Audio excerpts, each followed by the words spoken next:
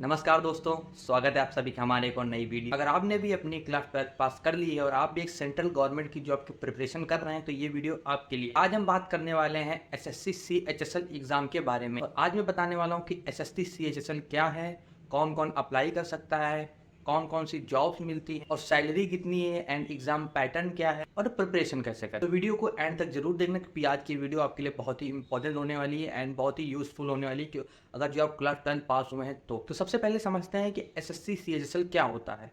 Basically SSC CHSL का full form क्या है? तो एसएससी सीएचएसएल का फुल फॉर्म है staff selection commission combined higher secondary level examination.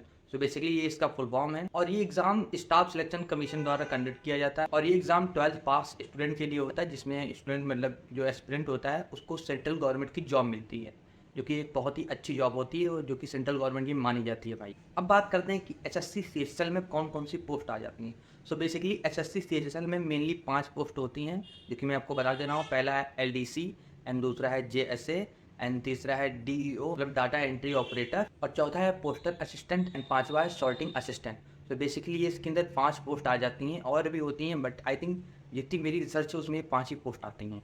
तो अगर जो आप मतलब एग्जाम क्रैक करके अगर आप जाते हैं तो मेनली ये 5 आपको पोस्ट मिलती है। अब बात करते हैं क्वालिफिकेशन की, मतलब आप कौन कौन इस जॉब के लिए अप्लाई कर सकता है। तो बेसिकली इसकी एजुकेशन क्वालिफिकेशन की हम बात करते हैं तो मेनली मिनिमम जो आपका रहता है वो क्लास 12 पास आउट होना रहता है एंड एज लिमिट की बात करते हैं तो 18 से 27 साल रहती है।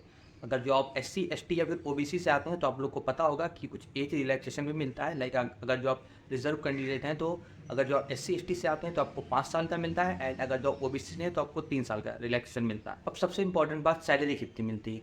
तो बेसिकली एसएससी सीएचएसएल में आपकी सैलरी पोस्ट और डिपार्टमेंट के हिसाब से अलग अलग होती है। लाइक अगर आप किस पोस्ट में हैं और आप किस डिपार्टमेंट में हैं उसी के हिसाब से आपकी सैलरी होती है। इसकी जो स्टार्टिंग सैलरी रहती है वो 25,000 से लेकर 40,000 प्लस तक रहती है। लाइक अगर जो स्टार्टिंग सैलरी की हम बात करते हैं 25,000 से 40,000 प्लस तक जा सकते। और सबसे इंपॉर्टेंट बात, इसके अलावा आपको गवर्नमेंट के बेनिफिट्स भी मिलते हैं like DA HRA medical benefits and pension benefits. So ये सब गवर्नमेंट की तरफ से आपको बेनिफिट्स भी मिलते हैं अगर जो आप ये जॉब मतलब पाते हैं तो। एंड अब बात करते हैं मैं इसका सिलेक्शन प्रोसेस की। सो मेनली एसएससी सीएचएसएल का जो सिलेक्शन प्रोसेस होता है वो 3 स्टेजेस में होता है। पहला इसका Tier 1 एग्जाम होता है एंड इसका फिर Tier 2 होता है। देन आपकी मतलब स्किल टेस्ट होता है लाइक टाइपिंग टेस्ट, जिसमें जिस पोस्ट में आपकी मतलब टाइपिंग रिक्वायर्ड है तो उसमें टाइपिंग टेस्ट भी आपका होता है। सो हम बात करते हैं Tier 1 की। Tier 1 कंप्यूटर बेस्ड एग्जामिनेशन होता है एंड इसमें आपके 4 सब्जेक्ट आते हैं, English, math, reasoning and general awareness. ये आपके 4 सब्जेक्ट रहते हैं। इसमें टोटल नंबर ऑफ क्वेश्चन 100 रहते हैं मतलब जितने जो क्वेश्चन होते हैं वो 100 क्वेश्चन होते हैं एंड जो मार्क्स होते हैं 200 मतलब 100 क्वेश्चन 200 नंबर के होते हैं, ठीक है। एंड इसमें नेगेटिव मार्किंग होती है भाई, जैसा कि आपको पता होगा सभी गवर्नमेंट एग्जाम में जो होते हैं उनमें ज़्यादातर नेगेटिव मार्किंग रहती है, 1/3 की रहती है। और जो आपको पूरा एग्जाम करने के लिए मतलब जो टाइम दिया जाता है वो है 60 मिनट मतलब 1 घंटा। 1 घंटे में आपको ये पूरा करना रहता है। 100 क्वेश्चन 200 मार्क्स आपको मिलेंगे। अगर जो आप कुछ गलत करते हैं तो आप 1/3 की नेगेटिव मार्किंग है जो कि आप देख लीजिएगा। और ये बहुत ही मतलब अच्छा एग्ज़ाम है तो कट ऑफ भी बहुत तगड़ी है। तो जैसा कि आपने देखा हमने पूरी बात कर ली इस वीडियो में जो कि जितना भी प्रीवियस था। और अब बात करते हैं इसमें सिलेबस क्या रहता है। भाई आप पढ़ेंगे कैसे जब तक आपको सिलेबस ही नहीं पता होगा कि सिलेबस आता क्या है एसएससी सीएचएसएल में। सो मैं आपको एक चीज़ पहले बता दूं सिलेबस बताने से पहले, अगर जो आप एसएससी सीएचएसएल की तैयारी करना है तो आपको टारगेट सीजीएल का रखना है। अगर जो आप सीजीएल का टारगेट रखते हैं तो आप सीएचएसएल आराम से निकाल लेंगे क्योंकि सिलेबस सीएचएसएल और सीजीएल का सेम है। तो ऐसे आप करिएगा सीजीएल का टारगेट रखिएगा एंड सीएचएसएल का एग्ज़ाम दीजिएगा तो मेनली बहुत ही आराम से निकल जाएगा।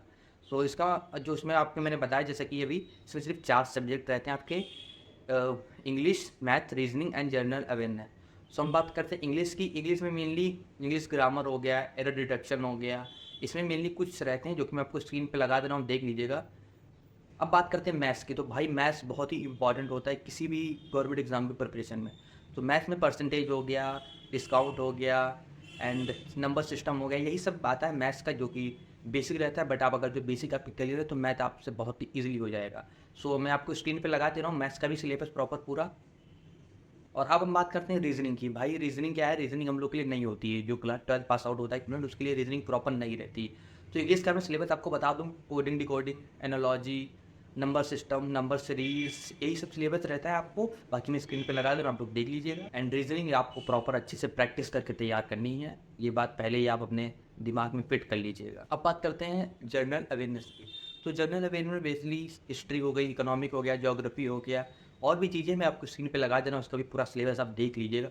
एंड सिलेबस आपको एकदम प्रॉपर ध्यान में रखना है कितना है, उसी को टारगेट करके आप पढ़िए, एंड देन जब एग्ज़ाम आए तब एग्ज़ाम देने चाहिए। तो ये पूरा प्रॉपर जो मैंने आपको बताया ये टियर 1 एग्ज़ाम के लिए था।